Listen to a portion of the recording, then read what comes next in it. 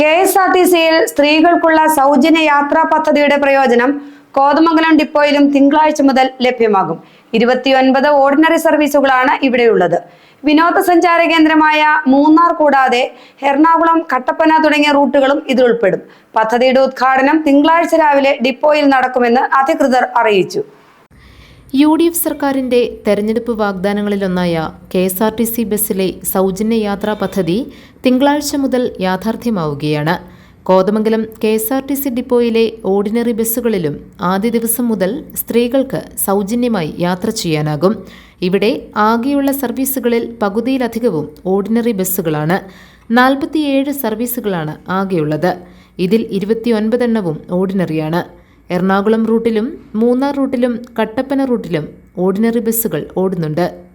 ഈ ഉദ്ഘാടനത്തിന് ശേഷമാണ് ഈ സൗജന്യം ഓട്ടോമാറ്റിക് നമ്മൾ IT ഡിവിഷൻ വഴി എല്ലാ മെഷീനുകളിലും പ്രാവർത്തികമാകുമെന്നും പിന്നീട് കയറുന്ന സ്ത്രീകൾ സൗജന്യമായി ടിക്കറ്റുകൾ വിതരണം ചെയ്തു തുടങ്ങുമെന്നുമാണ് നമുക്ക് ലഭ്യമായിട്ടുള്ള അറിവ്.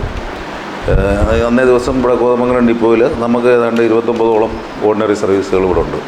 അതിലെല്ലാം ദീർഘദൂര സർവീസുകളും എറണാകുളം എല്ലാ സർവീസുകളിലും പ്രായപരിധിയോ ദൂരപരിധിയോ ഇല്ലാതെ ഈ സൗജന്യം നടപ്പിലാക്കുകയാണ്.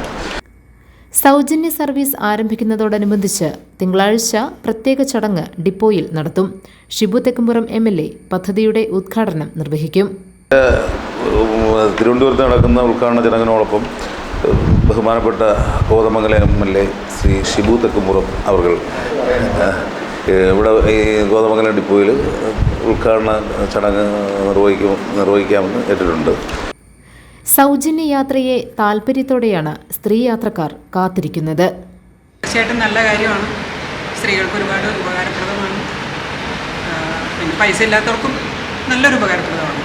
പൈസ കുറവുള്ള ആൾക്കാർക്ക് എന്തായാലും പിന്നെ വരുമാന പരിധിയൊന്നും നോക്കിയിട്ടല്ല എന്നാണ് പറയുന്നത്. എന്തായാലും നമുക്ക് തിങ്കളാഴ്ച പോലും നോക്കാം.